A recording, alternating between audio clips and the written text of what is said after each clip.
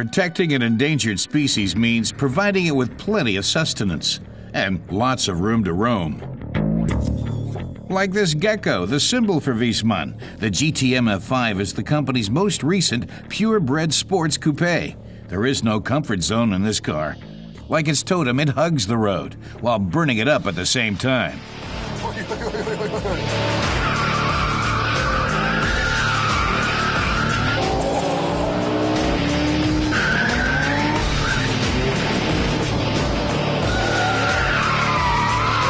Bist du verrückt?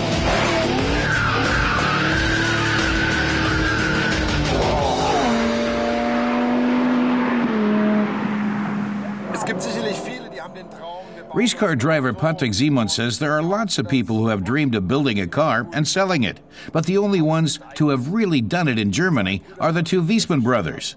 They've made around 1,000 hand-built vehicles so far, he says, each one individual and tailored to the customer.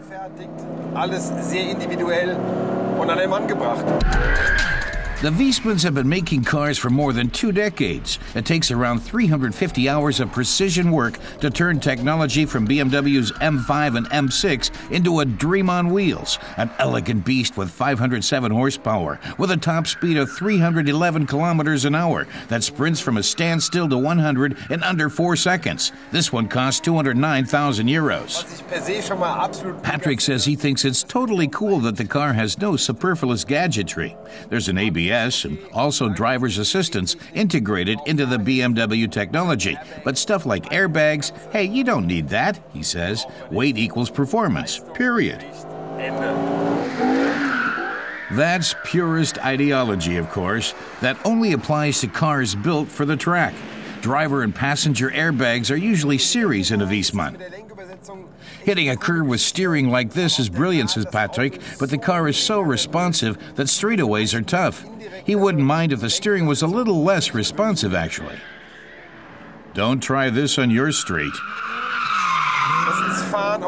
Patrick says this is driving at a very advanced level. You have to watch what you're doing all the time. You can't let down your guard for a single second. With the MF5, you pay attention, or you pay for it.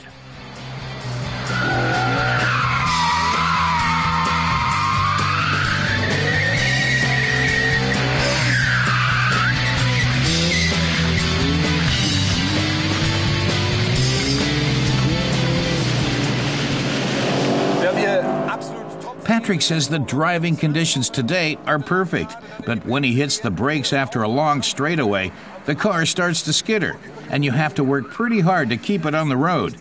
He's never had to work this hard to drive this fast. The Wiesmann is the first car, he says, that really demands his all. Der Wiesmann ist das erste Auto, das ihm wirklich alles abverlangt. So was that his all? Or is there something left? Firing up the afterdrive. No way, says Patrick. He can't stand this. He has to drop down a couple of levels. He can't believe how it kicked him back. Da schalte ich mal ganz schnell 2 Schaltstufen zurück. Das gibt Schläge, unglaublich. With its sequential manual transmission, you can change shift speeds. At the top shift speed level, the MF5 electronics hammers through the gears in just 22 milliseconds. That's not really all that spectacular. Modern double-clutch transmissions can do it better. Survival of the fittest. Optimal adaptation to your environment. And out on the track, that means a body that is made of a glass fiber reinforced composite and light materials construction.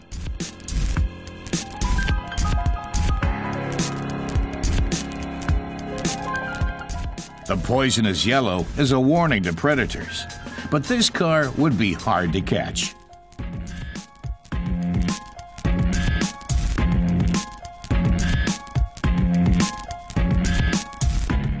More than 400 different types of leather are available for the interior, along with pretty much any kind of thread, carpet, and paint you can imagine.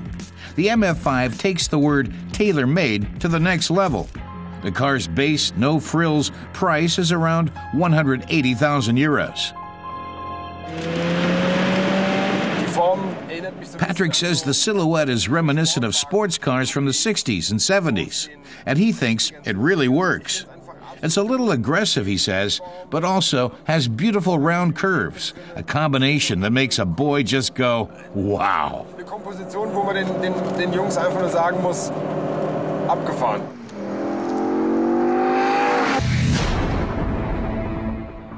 And the extra-wide tires help the Wiesmann Roadster stick to the pavement like a gecko does to the wall.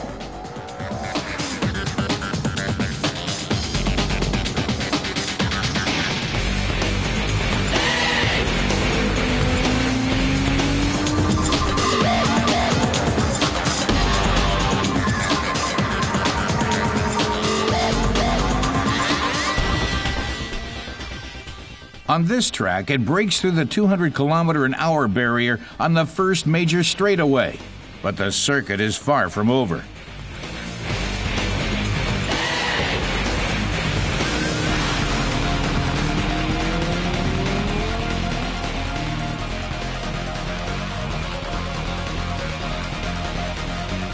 The driving machine lives up to its looks. At the Look Driving Center, the MF5 rips through a lap in 1 minute 6.6 seconds. On the straightaways, it was an average of nearly 10 kilometers per hour faster than the Porsche GT3 RS.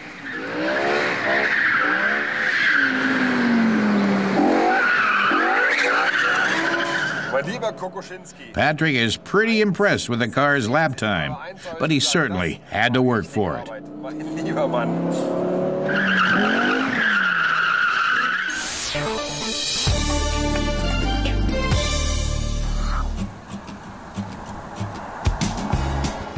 The XC90 is the biggest thing Volvo has to offer. It's popular with drivers because it gives them a good overview in traffic. And the SUV offers lots of room for passengers and cargo. Though few people use the XC90 as an off-roader, in Europe it's only been available with all-wheel drive. But that will change next year when a smaller diesel version featuring front-wheel drive comes onto the market. Volvo's Olaf Meitz says the XC90 was never an off-roader for rough terrain. As it's mainly used on city streets, they can offer the SUV and front-wheel drive without compromising driving pleasure. He maintains clients will hardly miss the all-wheel drive. On the outside, the XC90 D3 is all power and muscle.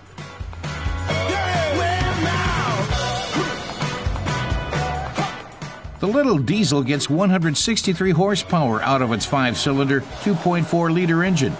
Volvo says it has a combined mileage of 8.5 liters per 100 kilometers. And in Germany, buyers save around 5,000 euros by opting to do without all-wheel drive. The idea to offer the XC90 in a front-wheel drive version is actually not a new one. Volvo is just reviving the concept. Olaf Meitz explains that a front-wheel drive XC90 was available in America early on and sold well, but Volvo decided to only offer the all-wheel drive version in Europe. He says in response to customer demand for more environmentally friendly and fuel-efficient vehicles, they've decided to introduce the front-wheel drive version in Europe and hope to attract even more clients. The front-wheel drive XC90 model comes with an automatic transmission. The vehicle has a top speed of 190 kilometers per hour and can go from 0 to 100 in 11.8 seconds. On the street, you barely notice the difference from the all-wheel drive model. That's because even with all-wheel drive, most of the power is transferred to the front wheels. And Volvo is also offering new engines for the XC60, currently its most popular model. Next year, a new 2.0T gasoline engine will make it even more eco-friendly. In contrast to the XC90, which is due for a facelift next year, the XC60 already displays Volvo's new design language. For instance, the rear taillights fit right into the vehicle's dynamic lines. In the R-Design version, the vehicle features a stiffer sport chassis and improved handling. The interior boasts designed leather seats and a leather-clad steering wheel.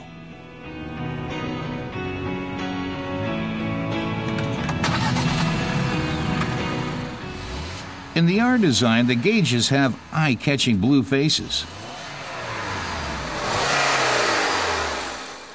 The new entry-level gas engine is front-wheel driven and features a double-clutch transmission.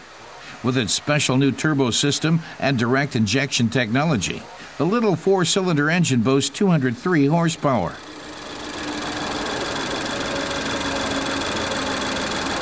Olaf Meit says there are two aspects to consider when developing motors, offering what the performance clients want while meeting the demands for green technology with low fuel consumption and CO2 emissions. He says the new engine does both. It's smaller, with less cubic capacity and fewer cylinders, but performs like a large engine while using less fuel. The little gasoline engine has lots of pulling power. The XC60 2.0T can accelerate from 0 to 100 in 8.9 seconds and can reach a top speed of 205 kilometers per hour. It's said to have a combined average fuel efficiency of 8.5 liters per 100 kilometers. That's 1.5 liters less than Volvo's previous entry-level gas engine. And the new gas engine doesn't just power the little XC60 SUV. It's also available for Volvo's V70 station wagon and S80 sedan as well.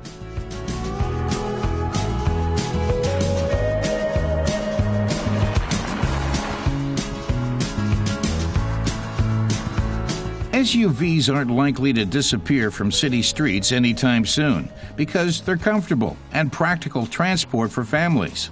But modern motors can at least help to reduce their high fuel consumption and emissions.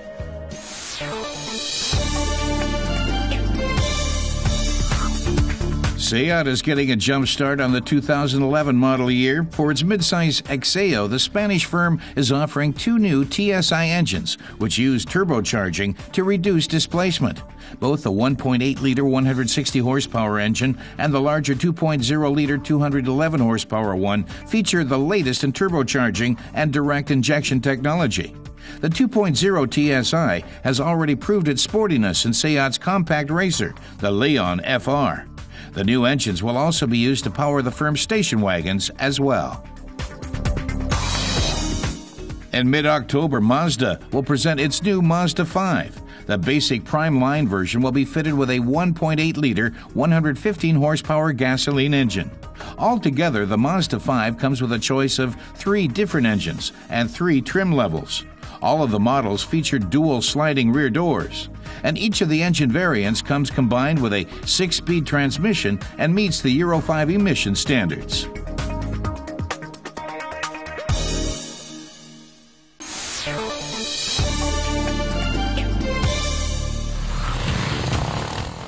Going off-road. For 30 years, this has been the BMW GS's turf.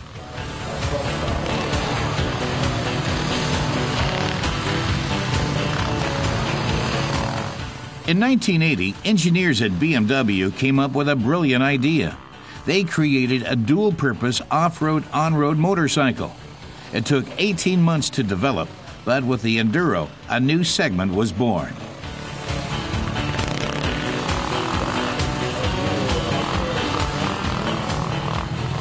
Jutta Kleinschmidt says then as now, it's an ideal travel bike which performs well on roads. She says it's great fun to drive on mountain passes because it's easy to maneuver, but it can also be used off-road. Even though it's a heavy bike, she can take it over dirt roads and rough terrain. That's what Kleinschmidt thinks makes the GS so successful. Komme ich damit durch, auch wenn es ein schweres Motorrad ist. Und ich glaube, das macht den Erfolg der GS aus. Taking a tour around this year's Motorrad Days Biker Bash in Garmisch-Partenkirchen shows just how successful the BMW GS really is.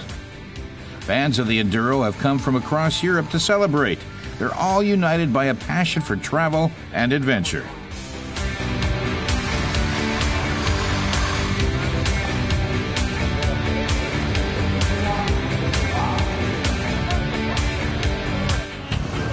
At this year's gathering, there's one thing on everyone's mind: the 30th anniversary of the BMW GS. They're anxious to share their experiences and stories from the last 3 decades.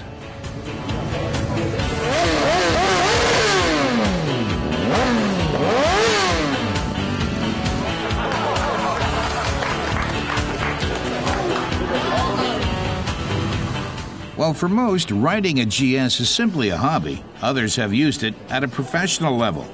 Some 2 decades ago, rally driver Jutta Kleinschmidt began her career in motorcycling on a GS like this. She was riding the bike in 1992 when she won the women's category of the Dakar Rally.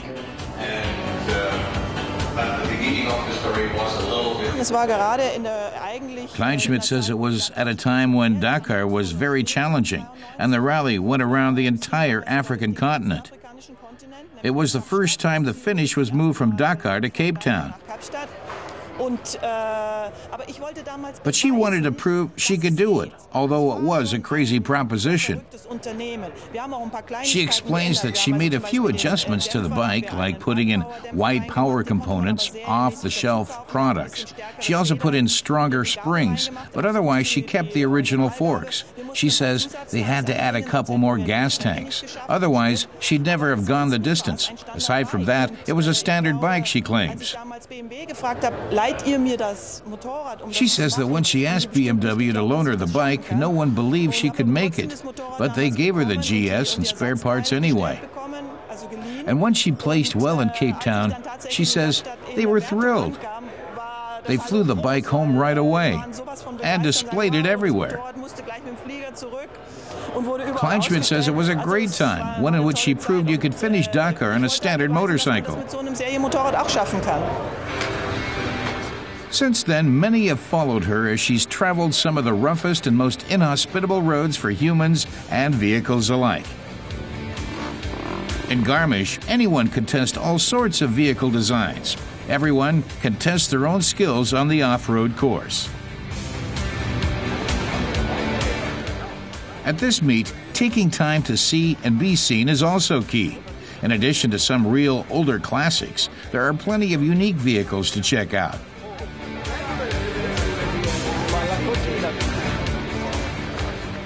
This bike is laden with good luck charms and souvenirs.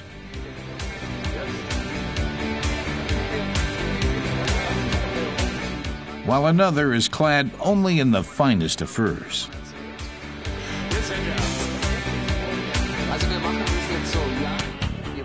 Naturally, every meet must also have its high point, the battle for the coveted title. Johann Philibert can be pleased. He's driving the oldest GS at the meet. It rolled off the assembly line in 1980, serial number 431.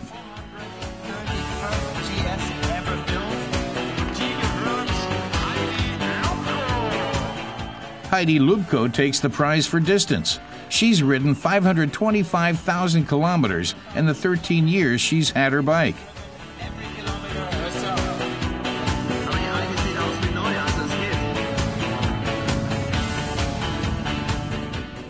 Finally, this stuntman shows visitors just about everything that can be done with a GS.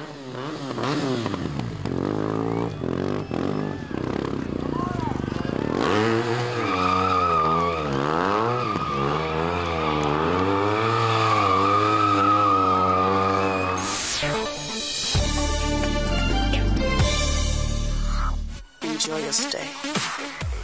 Today, tested is having a look at the Lexus IS 250. It competes directly with other midsize sedans like the Audi A4, the Class C Mercedes, and the BMW 3 Series. Lexus was first introduced on the U.S. market as Toyota's independent luxury brand in 1989. It was presented in Europe a short time later. Back home in Japan, marketing of the Lexus brand only began in 2006. The IS 250 looks dynamic.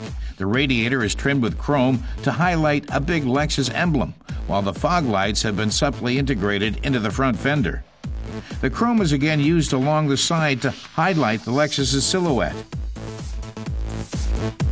The 17-inch aluminum rims underscore the car's sporty character.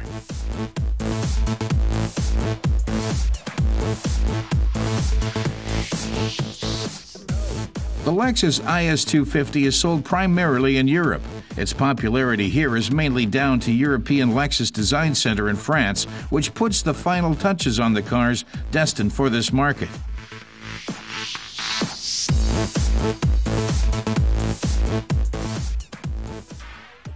The light-colored leather seats are comfortable, and the practical dashboard features clean lines. Materials and workmanship are top-notch.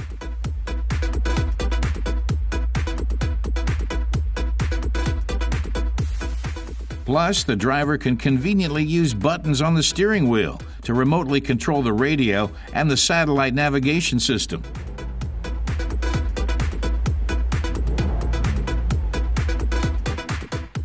Plenty of legroom in the back ensures passenger comfort on long trips.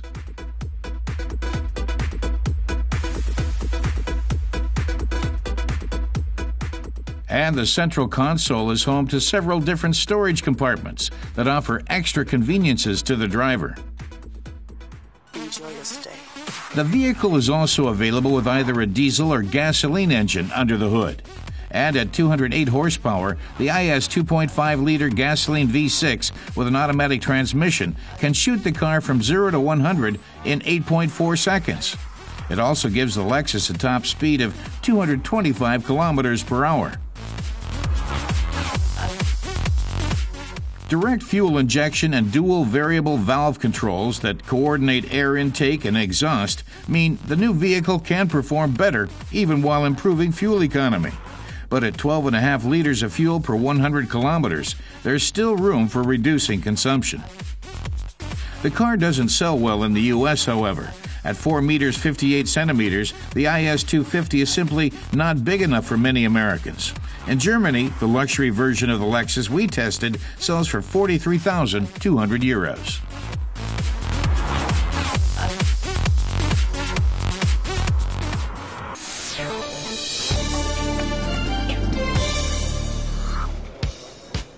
At the 49th Caravan Salon exhibition in Dusseldorf, there was something special to see, in addition to the standard offerings. Looking for an attention grabber? Well, this caravan shaped like the famous Sydney Opera House in Australia is just the thing. It's a work of art that is easy to unfold from its trailer. And the interior is a dream. There are 2 full-size beds, a lavatory, and kitchen. The biggest challenge was that we didn't want lines and tent poles and that sort of things. So we wanted self-standing. And then to make the form of the tent, that was the biggest challenge.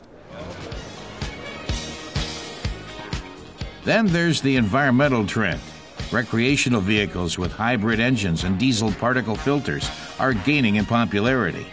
And roll-up solar cells on the awnings make it possible for drivers to generate their very own electricity.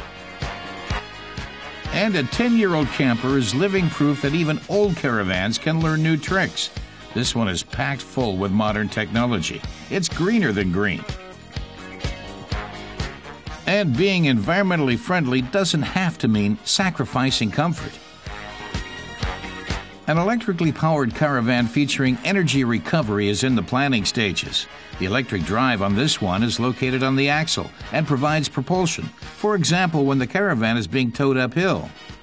Giovanni Marcon explains that he gets the power he needs from the electric motors. They can be used for towing or positioning, and while he's on the road, there are safety features like the intelligent anti-jackknifing system, which works something like anti-block brakes. It controls the wheels independently and stabilizes the chassis on tough curves.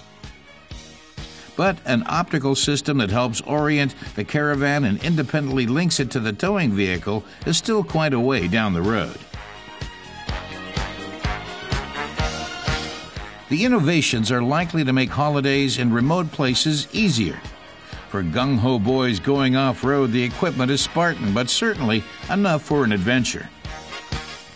The Detlef biker is even more environmentally friendly. It uses muscle power to get down the road. At a weight of 80 kilos, it isn't exactly suited for an alpine tour, but it's still a nice little abode. But the smallest caravan of all is actually the Appa from Piaggio, which is perfect for a cozy summertime adventure.